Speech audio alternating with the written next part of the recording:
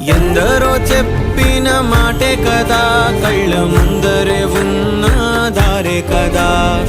తొందరే ముందన్న తీరొద్దికా, కష్టపడ్డోడికే దైవం తోడుండదా. మట్టి వాసన గుర్తుంచుకొని తండ్రి ఆసే దాగుందిగా.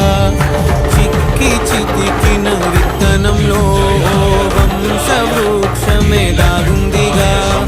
తరతరాల చెమట చుక్కలు లాల పోసెను భూమికే.